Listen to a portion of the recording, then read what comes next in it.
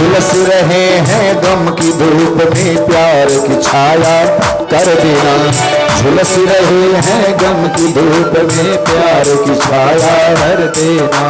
दिन कान्हा के नाव चले ना तू पतवार पकड़ लेना।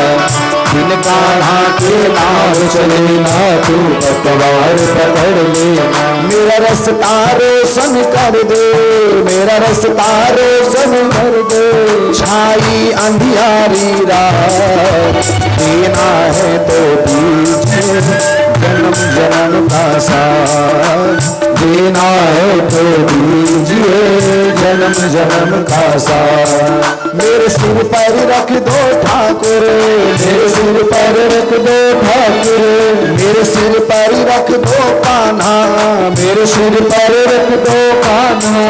अपने ये दोनों हाथ देना है तो दीजिए, जन्म जन्म का साथ देना है तो दीजिए, जन्म जन्म का सारी रे।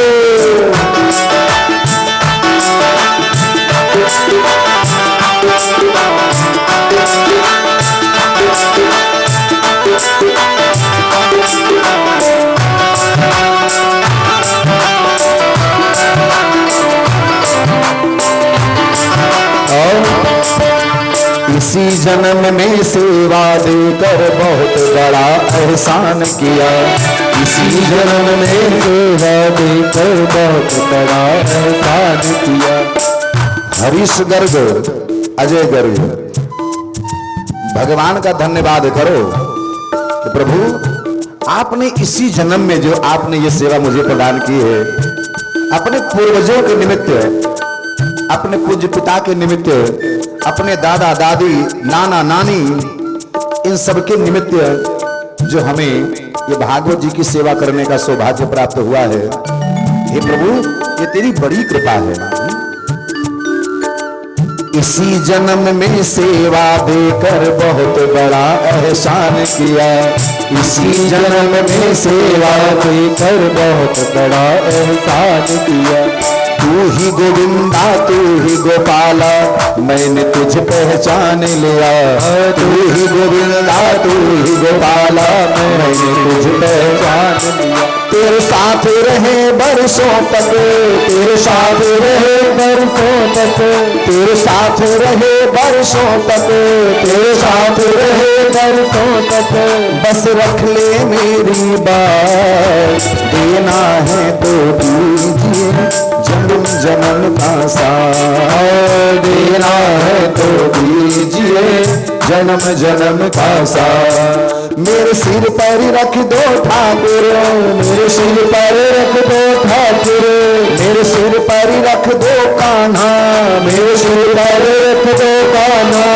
अपने ये दोनों हाथ देना है तो दीजिए, जन्म जन्म का साथ देना है तो दीजिए, जन्म जन्म का। हरि बोल।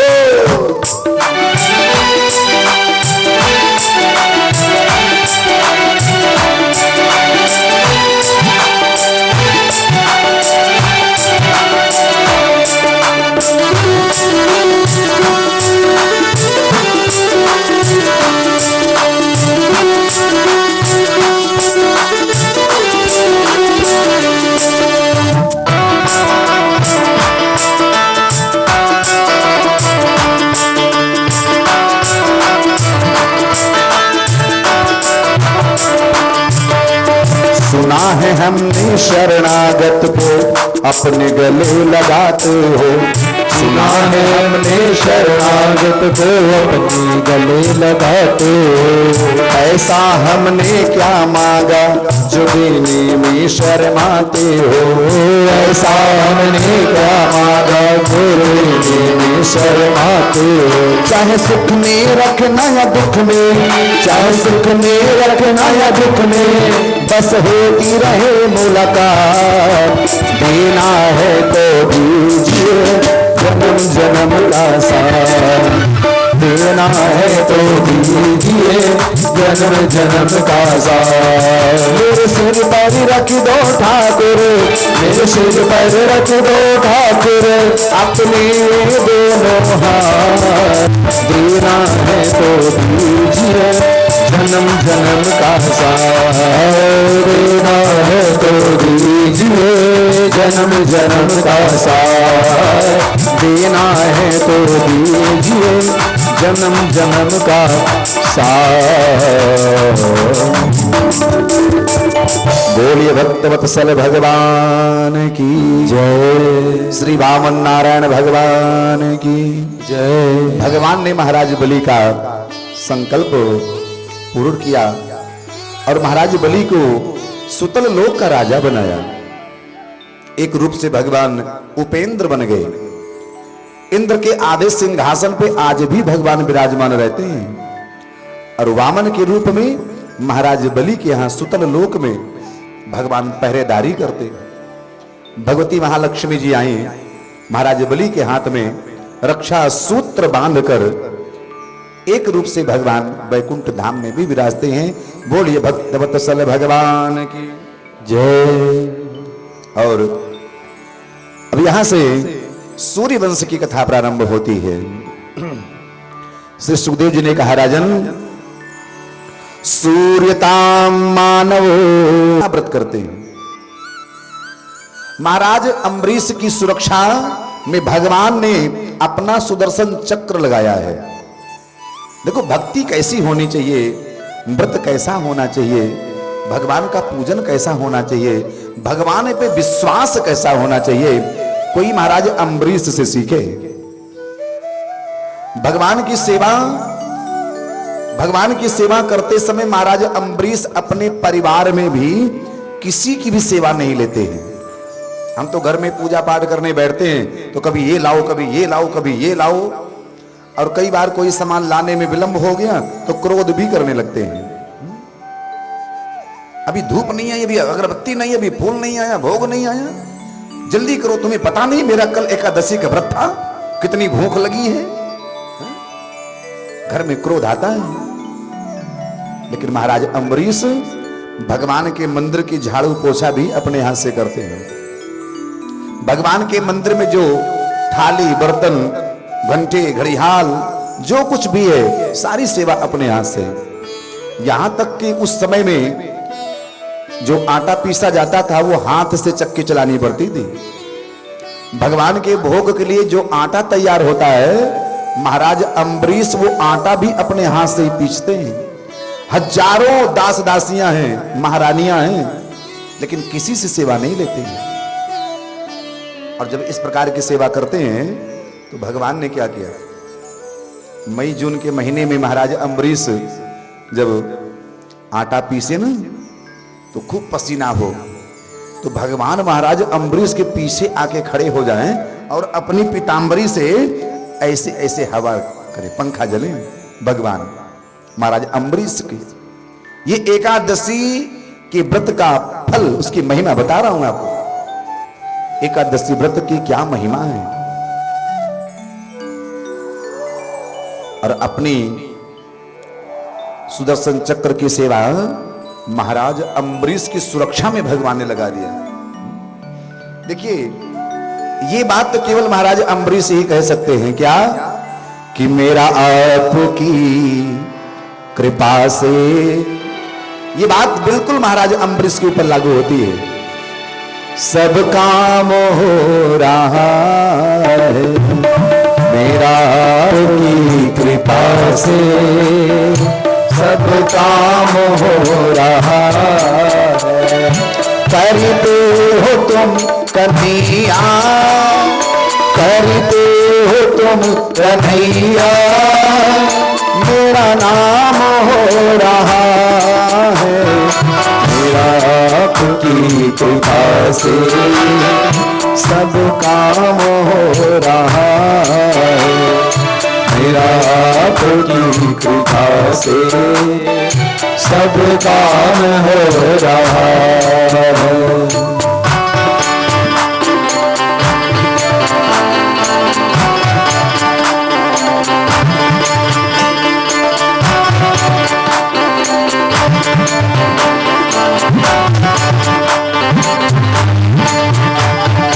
पतवार के बिना ही मेरी नाव चल रही है। पतवार के बिना ही मेरी नाव चल रही है। हैरान है जमाना, मंजिल भी मिल रही है। हैरान है जमाना, मंजिल भी मिल रही है। करता नहीं मैं कुछ भी, करता नहीं मैं कुछ भी, सब काम हो रहा है। करता नहीं मैं कुछ भी, सब काम हो रहा है। करते हो तुम कन्हैया, करते हो तुम कन्हैया, मेरा नाम हो रहा है। मेरा कोई कृपा से सब काम हो रहा है। मेरा कोई कृपा से सब काम हो रहा है।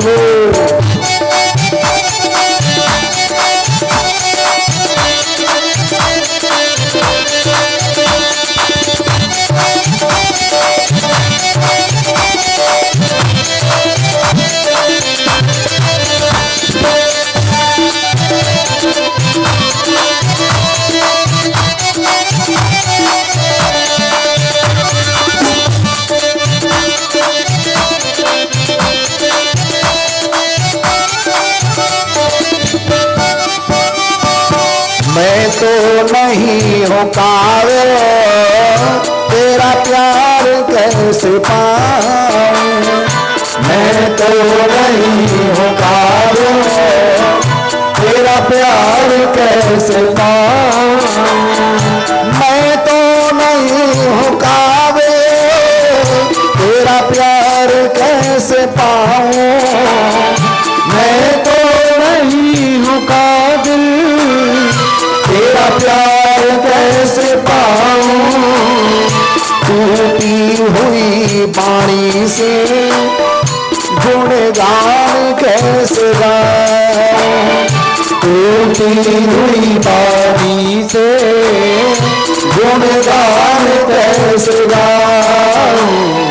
तुम्हारी ही प्रेरणा से, तुम्हारी ही प्रेरणा से ये कमाल हो रहा है।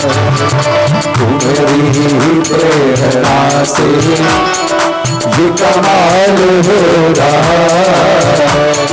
करते हो तुम कन्हैया, करते हो तुम कन्हैया, मेरा नाम हो रहा है। मेरा प्रभु कृपा से सब काम हो रहा है। मेरा प्रभु कृपा से सब काम हो रहा है।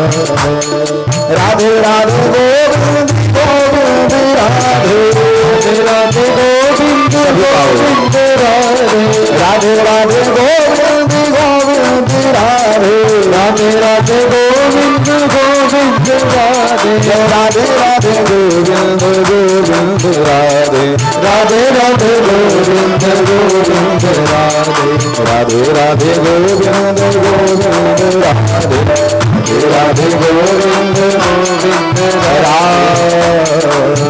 जय जय भक्तवत्सल भगवान की।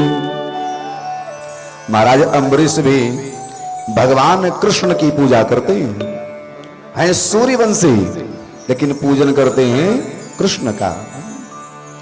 सावे मनः कृष्ण पदारविंदयोर वाचांसि वैकुंठ गुणानुवर्णने करो हरेर मंदिर मार्जनादिषु। मैंने कहा ना कि महाराज अम्बरीश जी भगवान के मंदिर की धुलाई सफाई सब कुछ अपने हाथ से करते हैं। एक बार क्या हुआ, एकादशी व्रत की केवल एक महिमा है, एक विधि है, बस उसी विधि का पालन कर लो। बस विधि क्या है कि एकादशी के व्रत करने वाले व्यक्ति को चाहिए कि द्वादशी में ही पारण कर ले। द्वादशी तिथि में पारण हो जाना चाहिए। अगर त्रयोदशी लग गई और आपने पारण नहीं किया तो उसके पहले भी जितनी आपने एकादशी का व्रत किया था उसका फल नष्ट हो जाएगा। इसलिए एक ही विधि है कि द्वादशी में पारण हो जाए। एक बार व्रत किया महाराज अम्बरीश ने, उसी समय दुर्वासा मुनि आ गए भोजन के लिए। दुर्वासा मुनि ने कहा, राजन आज तो द्वादशी का पारण हम भी करेंगे। महाराज अम्बरीश बड़े प्रसन्न हो गए। नित्य क्रिया करने के लिए सरजू जी के किनारे गए। थोड़ा विलंब हो गया। महाराज अम्बरीश को लगा कि अभी त्रयोदशी लग जाएगी और मेरा सारा व्रत नष्ट हो जाएगा। क्या करूं क्या करूं। इतने में क्या हुआ, महाराज अम्बरीश ब्राह्मणों को बुलाए और आचार्यों से पूछा, भैया त्रयोदशी लगने वाली मैं क्या करूं। आचार्य ने कहा कि महाराज आपका जो व्रत है वो निर्जला है। आप ना ठाकुर जी का जल जो होता है चरणामृत, आप उसको पान कर लो, आपको अन्न खाने का दोष भी नहीं लगेगा। क्योंकि किसी ब्राह्मण को यदि आपने निमंत्रण दे दिया तो बिना ब्राह्मण को भोजन कराए भोजन नहीं करना चाहिए। नहीं, बहुत बड़ा दोष लगता है। महाराज अम्बरीश तो भोजन कर ही नहीं सकते थे क्योंकि दुर्वासा मुनि को भोजन कराने का निमंत्रण दिए हैं और वो आ नहीं पाए। महाराज दुर्वासा जैसे आए तो देखे महाराज अम्बरीश प्रसन्न थे। उनको बड़ा क्रोध आ गया। उनको लगा कि इस राजा ने ब्राह्मण को निमंत्रण देके और स्वयं भोजन कर लिया बिना भोजन कराए। तुरंत अपनी जटा से एक बाल निकाला और धरती पे पटका। एक कृत्या नाम की राक्षसी प्रकट हो गई। उस राक्षसी ने कहा कि मुनिवर क्या आज्ञा है। कहा, इस दुष्ट राजा को खा जा। इसने ब्राह्मण को निमंत्रण देके ब्राह्मण को बुलाकर और बिना ब्राह्मण को भोजन कराए इसने स्वयं भोजन कर लिया। ये पापी है, ये अपराधी है। वो कृत्या नाम की राक्षसी महाराज अम्बरीश को खाने के लिए दौड़ी और अम्बरीश की सुरक्षा में भगवान का सुदर्शन चक्र लगा है।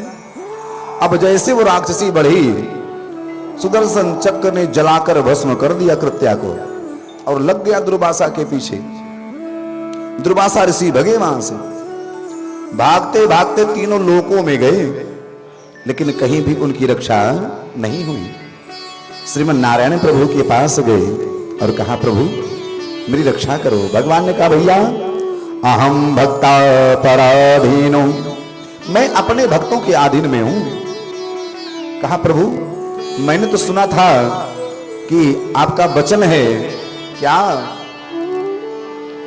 जो सभीत आवा शरणाई, जो सभीत आवा शरणाई, रखी हूं ताहि प्राण की नाई, रखी हूं ताहि प्राण की नाई, जो सभीत आवा शरणाई, जो सभीत आवा शरणाई, रखी हूं ताहि प्राण की नाई, रखी होता है प्राण की नाई, जो सभी को आवाज शरणाई, जो सभी को आवाज शरणाई। प्रभु ये आपका वचन है कि संसार का कोई भी व्यक्ति अगर मेरे पास डर के आता है, भयभीत होके आता है, तो उसको मैं अपने प्राण के समान उसकी रक्षा करता हूं। क्या आज आपका यह वचन झूठा हो जाएगा? भगवान ने कहा नहीं, झूठा नहीं होगा। मैं तुम्हारी रक्षा नहीं कर सकता, लेकिन तुम्हें उपाय बता सकता हूं।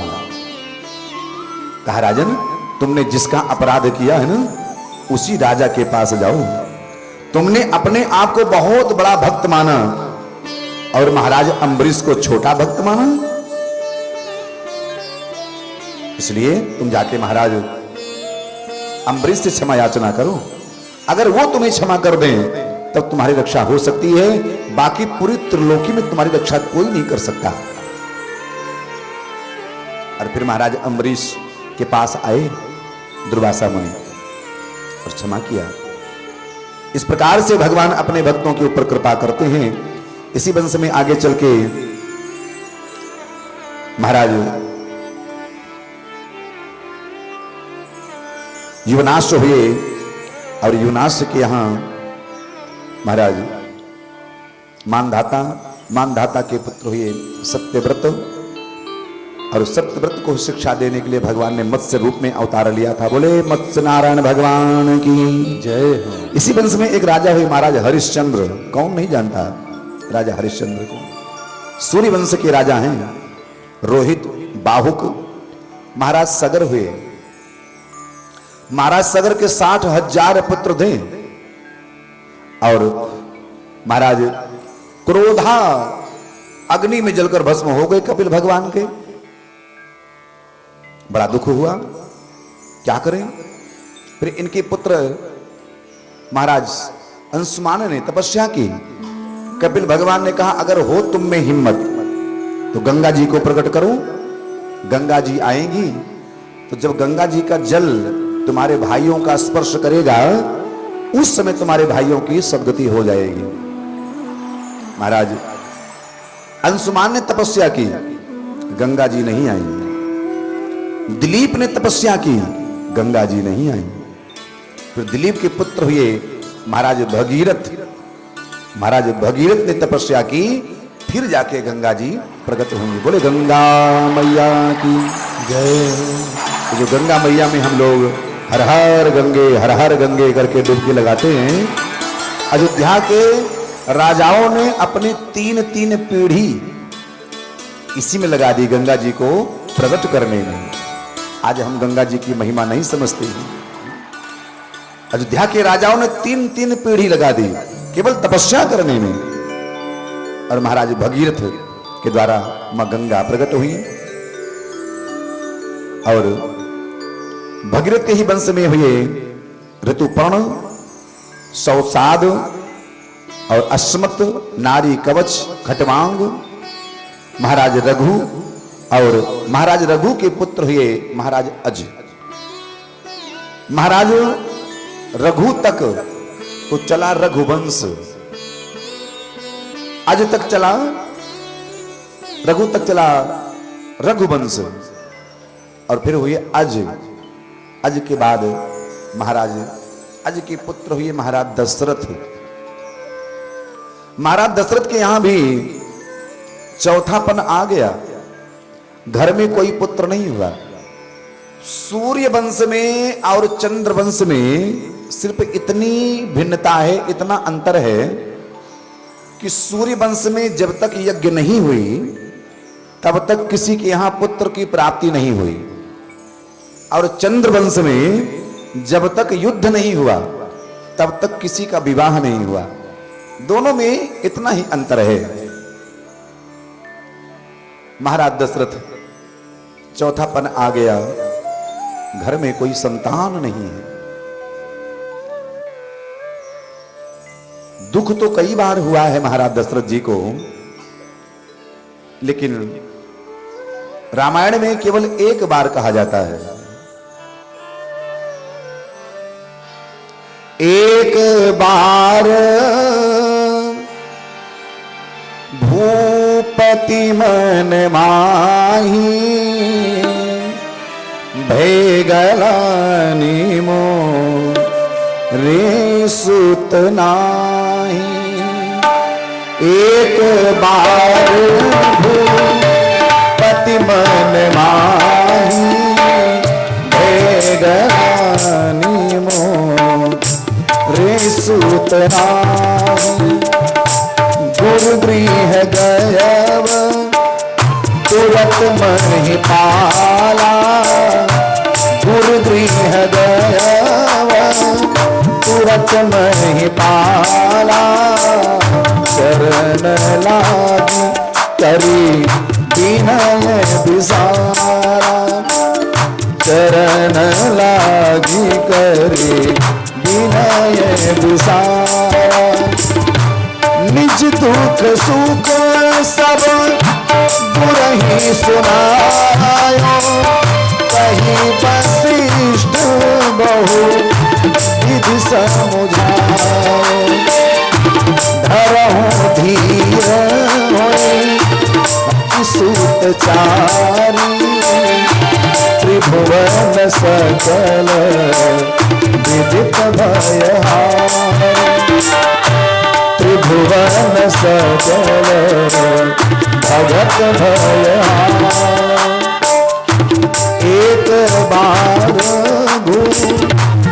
रामचरितमानस में एक बार की महिमा है। दुख तो इनको कई बार हुआ। एक बार महाराज दशरथ जी जब अयोध्या में होते थे तो इनका नियम था, ये प्रतिदिन 1108 कमल के पुष्प से रंगनाथ भगवान की पूजा करते थे प्रतिदिन। और इतना ही नहीं, वो 1108 कमल ये अपने हाथ से तोड़ के लेके आते थे और भगवान को अर्पण करते थे। एक बार ये कमल को तोड़ने के लिए गए तो 1107 कमल तो तोड़ लिया, लेकिन जब 8वें को तोड़ने के लिए गए वो कमल इनसे पीछे हट रहा है। ये हाथ बढ़ा रहे हैं तोड़ने के लिए और कमल इनसे पीछे जा रहा है। महाराज दशरथ ने सोचा कि ये क्या हो रहा है। मानो उस कमल ने महाराज दशरथ से कहा, राजन अभी आप हो, आप हमें तोड़ तोड़ के भगवान को चढ़ा रहे हो, लेकिन जब आप नहीं रहोगे तो आगे तो आपके कोई संतान है नहीं, आपके कोई पुत्र है नहीं, फिर मुझे भगवान के चरणों में कौन चढ़ाएगा। और इसलिए कमल ने कहा कि निर्वंशी के हाथ ना आऊं।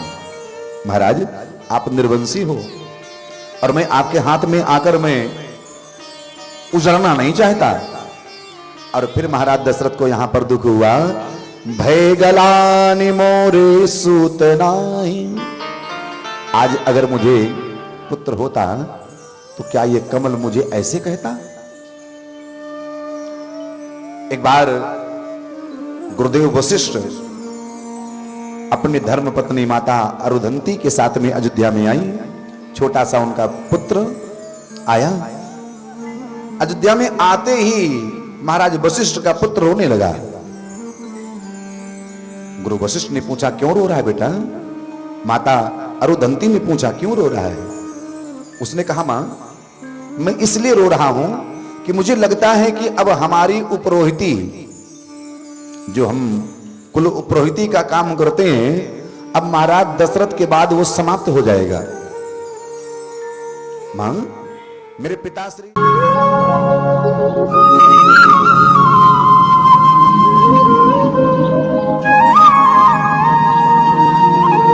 कुछ किया जाता क्या उनको मिलता है? बिल्कुल मिलता है। जिसको प्रमाण लेना होगा मेरे पास आना, मैं प्रमाण भी दूंगा। मिलता है कि नहीं मिलता है? धन्य है ऐसे बालक। भगवान ने कहा महाराज बलि एक समस्या है। क्या समस्या? यह है कि मैं बड़ा संतोषी ब्राह्मण हूं, मैं किसी के दरवाजे पर कभी हाथ नहीं फैलाता, कभी कुछ मांगता नहीं हूं, और तुम ये लेन देन की बात कर रहे हो। बलि ने कहा प्रभु आप जो भी मांगोगे, मैं आप कहो तो मैं आपको अपना सर्वस्व दे दूं, लेकिन एक बार मैं आपके मुख से सुनना चाहता हूं। कई बार क्या होता है, हम किसी को कोई वस्तु दें और वो उसके काम में ना आए, या किसी और को दे दे, तब उस वस्तु का देने का कोई आनंद नहीं है। दान तो वही दिया जाता है जो अगले के काम में आए। आज लोग वस्त्र दान करते हैं ब्राह्मणों को, मैं नहीं समझता कोई ब्राह्मण वस्त्र पहनता होगा, वो ऐसा कपड़ा, ऐसा कपड़ा। अच्छा, दुकानदार भी बड़े चालाक होते हैं, जहां से सामान लेके आते हैं वो दो प्रकार का सामान रखते हैं। बोले कि कौन सा सामान दे, बढ़िया वाला सामान दे कि घटिया वाला सामान दे? तो जजमान बोलेगा महाराज पूजा ही करना है, दे दो, कोई भी दे दो, तो सस्ता वाला उठा लेगा।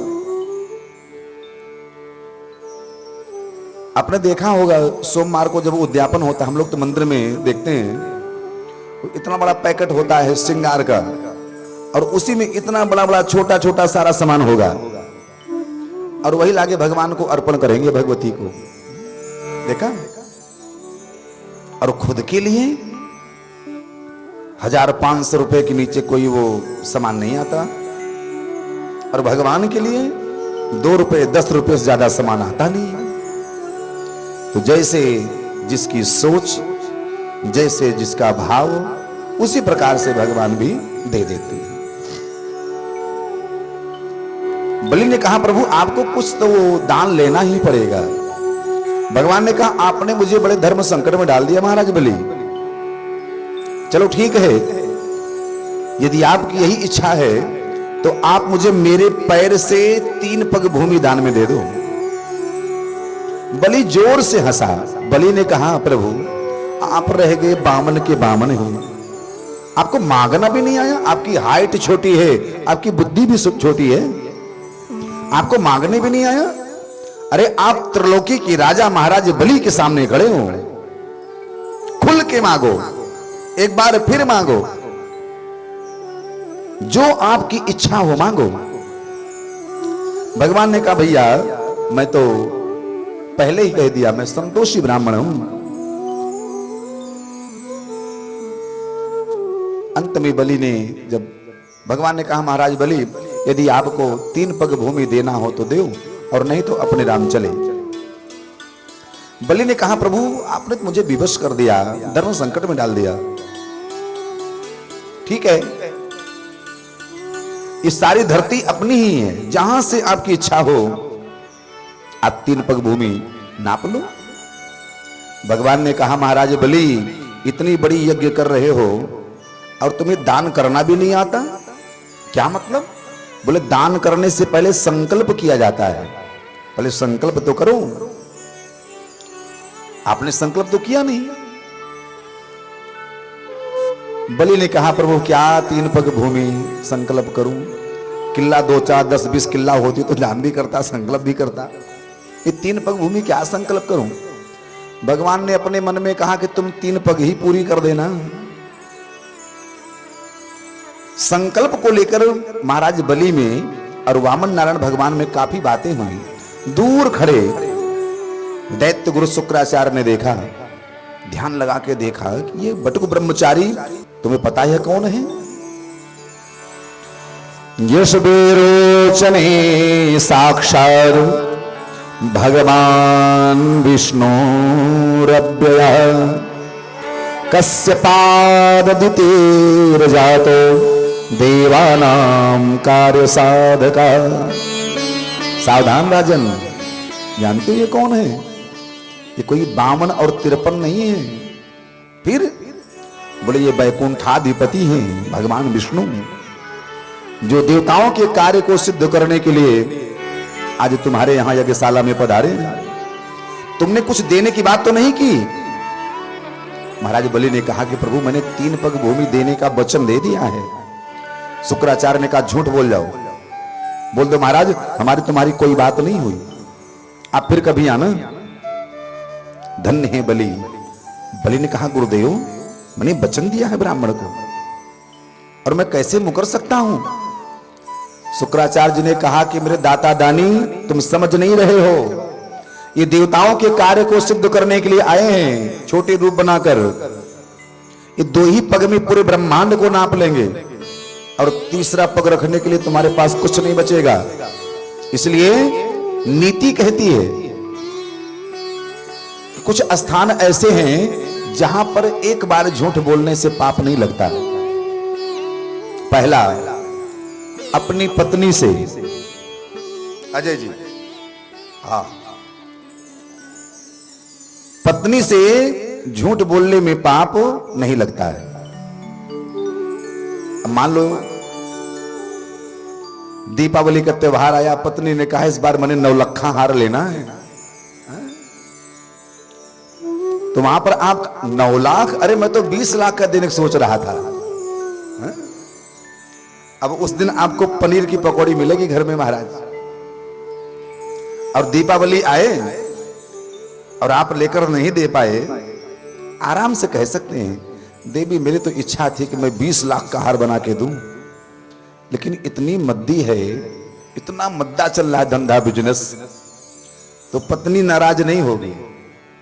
वो तो कहेगी हाँ ठीक कह रहे हैं, घर में तो इस समय मद्दे। इसलिए पत्नी से झूठ बोलने में, स्त्री से झूठ बोलने में कोई पाप नहीं लगता है।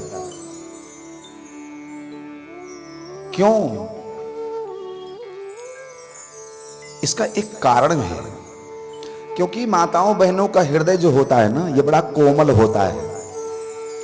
और दूसरी बात है, इनके पेट में बात नहीं पचती। अभी कुछ बता दो तो वो बात पच नहीं सकती है। ये इनकी अपनी गलती नहीं है, ये धर्मराज युधिष्ठिर ने संसार भर की स्त्रियों को श्राप दिया है कि तुम्हारे पेट में बात नहीं पचेगी। क्योंकि माता कुंती ने समाज के डर से, कर्ण उनका पुत्र था, लेकिन समाज के डर से इस बात को छुपा लिया, और इसीलिए धर्मराज युधिष्ठिर ने श्राप दिया कि मां अगर तू बता देती ना कि कर्ण मेरा भाई है, तो आज हम 6 भाई होते और कर्ण हमारा राजा होता, हम उसको राज सिंहासन पर बैठाते और 5 भाई मिलके हम उसके चरणों की सेवा करते। मां, ये तूने बड़ा अनर्थ किया, इसलिए मैं श्राप देता हूं कि आज के बाद स्त्रियों के पेट में बात नहीं पचेगी। इसीलिए कहा गया स्त्रीषु, अपनी स्त्री से यदि झूठ भी बोलना पड़े तो उसमें दोष नहीं लगता है। और बेटी के विवाह में, कन्या के विवाह में यदि थोड़ा बहुत झूठ भी बोलना पड़े तो वहां पर भी दोष नहीं लगता। वहां झूठ बोलने से यदि किसी भी बेटी का विवाह हो रहा हो तो वहां पर झूठ बोलने से पाप नहीं लगता। स्त्रीषु नर्म विवाहे च वृत्यर्थे प्राण संकटे, अपने जीवन की सारी कमाई दांव पर लगी हो, अपने आजा बाबा पिता अपनी खुद की कमाई दांव पर लगी हो, और वहां पर झूठ बोलने से यदि आपकी सारी संपत्ति बच रही हो तो वहां पर भी झूठ बोलने से आपको पाप नहीं लगेगा। प्राण संकटे, यदि आपका प्राण संकट में हो, जान पे बन आई हो, तो वहां पर भी हरिश्चंद्र मत बनो, क्योंकि तुलसी धन धाम शरीर है। अगर झूठ बोलने से आपकी प्राण की रक्षा हो रही है तो झूठ बोलने में कोई दोष नहीं है। गौ माता के लिए, ब्राह्मणों के लिए, जहां पर कोई कसाई गौ माता की हत्या करने के लिए तलवार लेके पीछे पड़ा हो और आपसे पूछे कि भैया इधर से कोई गाय गई है, तो वहां हरिश्चंद्र मत बनो, वहां पर झूठ बोल देना चाहिए। आपके झूठ बोलने से गौ माता के प्राण की रक्षा हो जाएगी, तो वहां पर भी आपको दोष नहीं लगेगा। और हास्य परिहास में, स्वागतम, हास्य परिहास में, हंसी मजाक में झूठ बोलने से पाप नहीं लगता है। लेकिन धन्य है महाराज बलि, गुरु ने कितना भी समझाया, लेकिन बलि ने कहा प्रभु मैंने वचन दिया है ब्राह्मणों को, और मुझे विश्वास है यदि ये बटुक ब्रह्मचारी ब्राह्मण है तो ये 3 पग से 3.25 पग नहीं लेगा, और यदि ये नारायण है, भगवान है, तो उसमें भी मेरा ही सम्मान है। कल को सारे ब्रह्मांड के लोग कहेंगे कि धन्य है बलि, जिसके दरवाजे पर वैकुंठाधिपति नारायण को भी भीख मांगना पड़ा, भीख मांगने के लिए गए। तो दुहू हाथ मन मोदक मोरे, मेरा तो दोनों में कल्याण है। दैत्य गुरु शुक्राचार्य ने कहा कि गुरु की बात नहीं मानता, जाओ मैं तुम्हें श्राप देता हूं, श्रीहीन हो जाओ। धन्य है बलि, गुरु के द्वारा दिए गए श्राप को भी स्वीकार कर लिया, लेकिन अपने वचन से पीछे नहीं हटा। और नहीं तो आज समाज में लोग न जाने क्या क्या वचन दे देते हैं, और बाद में फोन करो तो फोन भी नहीं उठाते। ऐसे भी बहुत सारे लोग मिलेंगे दुनिया संसार में। लेकिन धन्य है बलि, संकल्प हुआ। भगवान ने कहा तुमने इतना बड़ा संकल्प किया है, कम से कम प्रणाम तो कर लो। कथा यह भी कहती है, देखो गुरु कैसा होना चाहिए। गुरु वही है जो अपने शिष्य का सिर्फ और सिर्फ भला देखे। नहीं तो ज्यादातर गुरु तो ऐसे ही होते हैं कि वो सोचते हैं कि शिष्य जो कुछ भी कमाए हमारा चेला, वो सब लाके हमें दे दे, सारा कुछ मुझे ही प्राप्त हो जाए। आज ऐसे बहुत सारे गुरु घूमते हैं। शुक्राचार्य ने सोचा कि मैं क्या करूं जिससे मेरे शिष्य की ये सारी रक्षा हो जाए, इसका सब कुछ बच जाए। शुक्राचार्य जी आए और उस कमंडलू की टूटी में जाके बैठ गए, सूक्ष्म रूप बनाकर, कि ना जल गिरेगा और ना संकल्प होगा। हालांकि ये कथा भागवत जी की नहीं है, ये कथा विष्णु पुराण की है। भगवान ने एक तिनका डाल के उस नली को साफ किया, शुक्राचार्य की एक आंख गोविंदाय नमो नमः हो गई, निकल के भगे। जल गिरा, संकल्प हुआ। भगवान ने कहा महाराज बलि आपने इतना बड़ा दान किया है, कम से कम ब्राह्मण से आशीर्वाद तो ले लो। और जैसे महाराज बलि ने लेट कर साष्टांग प्रणाम किया और ऊपर उठे देखे तो कोई है ही नहीं। बलि ने सोचा कि ये बटुक ब्रह्मचारी कहां चला गया, और भगवान ने यहां पर विराट रूप धारण कर लिया। भगवान ने धरती से लेके ब्रह्मलोक तक, वैकुंठ लोक तक, और धरती से लेके पाताल लोक तक 2 ही पग में भगवान ने पूरी त्रिलोकी नाप ली। और तीसरे पग के लिए कहा महाराज बलि अब बताओ ये तीसरा पग मैं कहां रखूं। लेकिन बलि के मुख पर कोई शिकस्त नहीं है, बलि को कोई आश्चर्य नहीं हो रहा है, बलि को कोई संकोच नहीं है, कोई भय नहीं है। बलि ने कुछ नहीं कहा। बलि, भगवान ने गरुड़ को बुलाया और कहा इस बलि ने 3 पग भूमि देने के लिए संकल्प किया, और संकल्प करके इसने कुछ नहीं दिया, इसलिए ये नरक में जाएगा, इसे रथ में डालो। विंध्यावली आई, बलि की धर्म पत्नी विंध्यावली ने कहा कि प्रभु आपने बहुत अच्छा किया जो आपने इनसे सब कुछ छीन लिया। देखो नारायण प्रभु जब कृपा करते हैं ऐसे ही करते हैं। विंध्यावली ने कहा प्रभु मैं आपके स्वभाव को, मैं आपके मर्म को जानती हूं। आप जब अपने भक्तों के ऊपर विशेष कृपा करना चाहते हो ना, तो पहले आप उसका सब कुछ छीन लेते हो, और फिर भी आपका भक्त विचलित नहीं होता, आपकी पूजा पाठ यज्ञ अनुष्ठान बंद नहीं करता। और नहीं ज्यादातर तो लोग अगर थोड़ा भी नुकसान हो जाए तो भगवान की पूजा करना ही बंद कर देते हैं, धर्म ही बदल देते हैं, देवता ही बदल देते हैं। भगवान कहते हैं कि मैं सर्वस्व ले लेता हूं, उसके बावजूद जो भक्त मेरी पूजा करता है और उसके बाद जब मैं उसे देता हूं वो अक्षय हो जाता है, वो कभी समाप्त नहीं होता।